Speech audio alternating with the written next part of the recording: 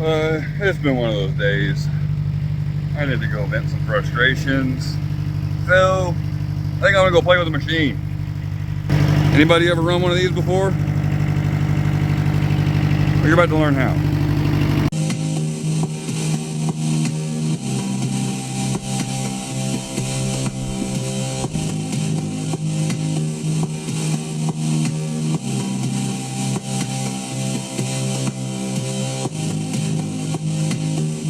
Already running. Started up like pretty much any other motor with a key.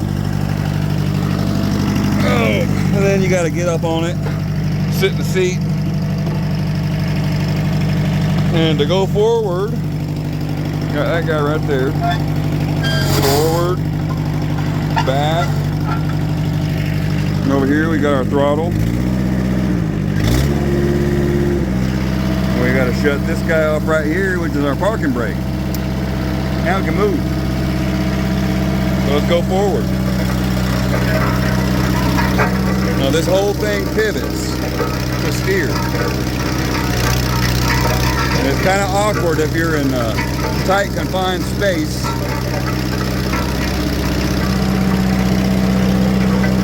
And we'll get over to where we need to do stuff.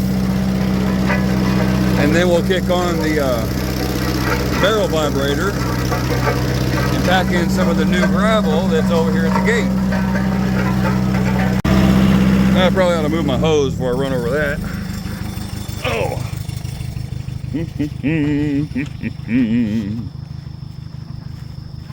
Alright, got our ducky water hose out of the way. And apparently somebody left it on and their pool is flooded. They're not terribly distraught about that. But now we get back on the machine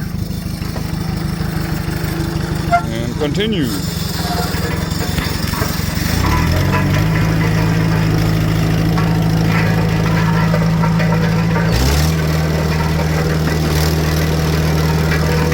Fully engaged. That's as fast as it'll go. Now we're where we need to work. Now we kick on the vibrator. Woo! Vibrating, vibrating.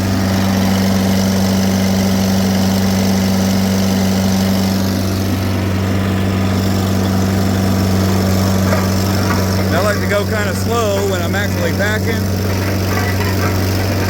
especially on gravel like this. It's an old machine, but she still works just fine.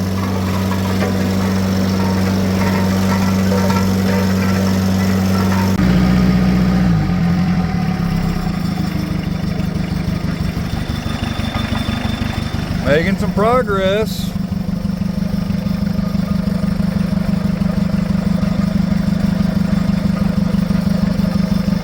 Whole lot better. Doing this because I went out on the Savage to go run some errands, and this hadn't been done yet. And then by the time I got back, this had been unloaded and spread and back drug.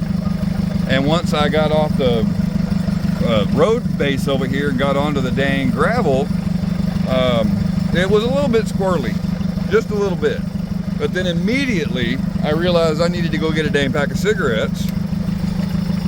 And decided, you know what, I hadn't been on the Bandit in like, over a week. So I hopped on the Bandit and went down, I don't know, a mile that way to the left of the closest gas station, got me a pack of cigarettes, came back. And when I came off the hard pack onto the gravel on the Bandit, ooh, it felt like my dang Savage before I rebuilt the forks.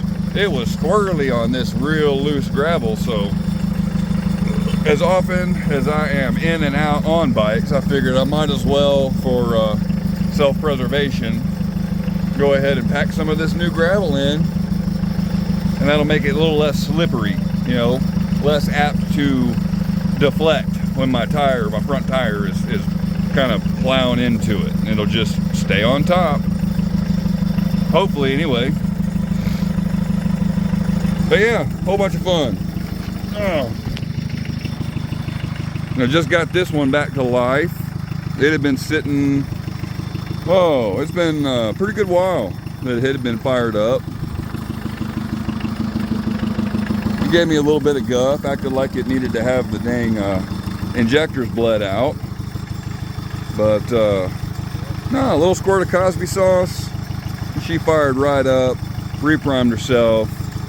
All the hydraulics work, no leaks. It's running beautiful.